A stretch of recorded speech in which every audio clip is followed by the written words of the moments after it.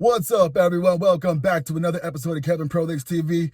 And I'm just trying to get through these stories for you real quick because the sun's about to go down and it's Christmas Day and I'm trying to get back to family. You know what I'm saying? Anyway, here we go. My girlfriend just passed away and I don't know what to do. All right. All right, 21 male just got a text about not hearing from my girlfriend for a day to call a number from her TikTok account. It was her best friend. She told me that my girlfriend had OD'd and passed. I got her mom's number and called and talked to her for a bit. Of course, I've been crying, but I feel numb and it doesn't even feel real.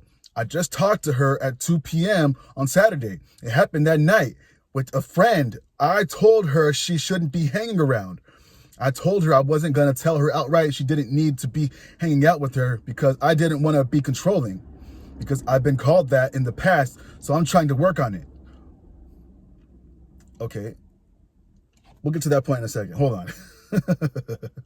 But she hung out with her Saturday night and OD'd taking Molly. I assumed it was laced because everything this friend gets is laced, as she OD'd herself not even a month ago.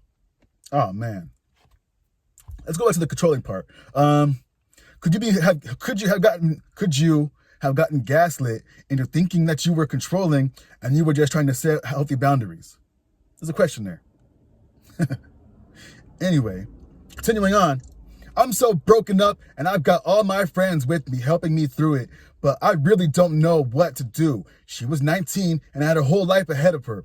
I loved her so much and she loved me. She put a card in my stocking and I opened it tonight. It broke my heart. I really wanted to spend my life with her and now I don't know where to go. She was my rock. She helped me get through so much. Edit. I want to thank everyone who was polite and sending me best wishes, as I really needed them right now. I have heard from her friend today, and she told me she would keep me updated with any funeral arrangements. To those who thought this was fake, this is most definitely real, and while Reddit wasn't my first choice to go to, I needed support. Those of you calling her a druggie, she was not, and the fact that you can come here and say that to me after what I'm clearly going through, you are despicable. We only ever smoked weed and vaped.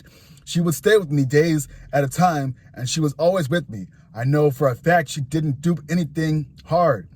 She just tried Molly, and that isn't deserving of death. And no, it's not. Damn, bro, I'm so sorry that happened to you. Holy moly. Hey, yo, why is it that when someone wants to have boundaries and probably wants to say, like, hey, I don't want to be with someone who does things like this, and then they get called controlling, they're just trying to set boundaries. Like, what the hell? So I don't believe this for a second that he's really controlling. Like, sounds like a guy that just loves his girl and just wanted to be in a relationship on his terms. You know what I'm saying? But that's controlling. All right. Yeah, right. Hey, you're controlling. You didn't let me get gangbang at the party. Hey, you're controlling. You didn't let me go do weed and smoke and do Molly with my friend who's a known druggie and who overdosed before. What the hell? Come on, people. Anyway, here's another one right here. I'm so sorry, OP. OP says, she was the only one to treat me the way I deserved. I wanted to spend my life with her. The person says to that, hold on to the good times and memories. Don't lose yourself in the sorrow. You're still young. Keep her in your heart as you keep moving.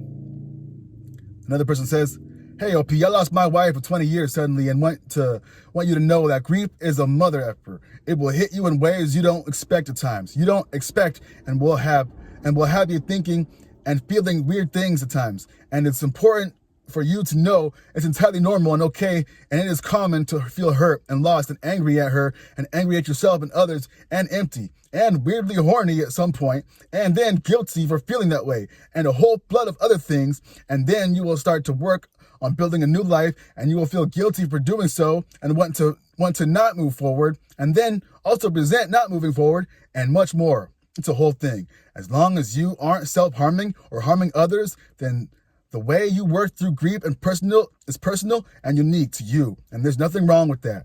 There is no linear path through the process. There's no single right or wrong way to deal with it. What is important is to know you aren't alone.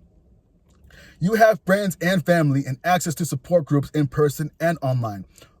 Lean on those. You need them right now. Don't be afraid to lean on them. You would be there for them, right? Now it's your time. Now it's your turn. That was a good comment. Yeah, I could kind of relate to that. I had a situation like that too, A person passed away, and it was really hard for me, I beat myself a lot. And I went through a lot of stuff. But I found a way to move forward. And now here I am telling stories. Jesus. Anyway, let's get a couple more comments. I'm going to probably wrap this up. Grief is unique, entirely unique to each person and each situation. There is no timetable and no cure. Time and tide are the only salve. I do this for a living. I'm sorry for your tremendous loss. Too young. I'm heartsick for you. Here's truth from years of school clients and lived experience. It's going to effing hurt for a while, but I guarantee you that it will go away. You'll find another. I know that it's hard to hear right now, but always remember, when you feel sick and destroyed, it won't last forever. Again, I'm so sorry. That's just so unfair that happened to you. One more person says right here, the pain of her loss will be with you forever, but you will learn to live with it. Jamie Anderson said, grief, I've learned, is really just love. It's all the love you want to give, but cannot. All of that unspent love gathers in the corners of your eyes, the lumps of your throat, and in the hollow part of your chest. Grief is just love with no place to go. In a way, it means that the person you're grieving will be with you forever, part of your life, part of your story. You don't know what to do. I get that. Just keep putting one foot in front of the other. Get through 1 hour at a time. Yep, that helped me too. One foot in front of the other.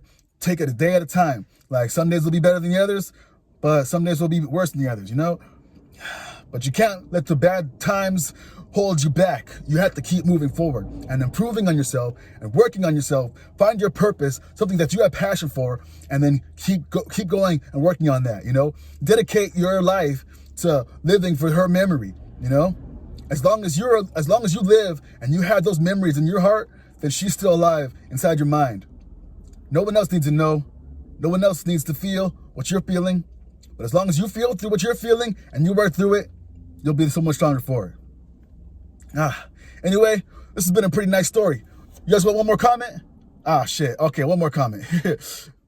I'm so sorry that you're going through this. I'm so sad for your girlfriend. There is so much to process. 2 parts. Practical advice and then advice from the heart. Practical. 1, you're going to grieve.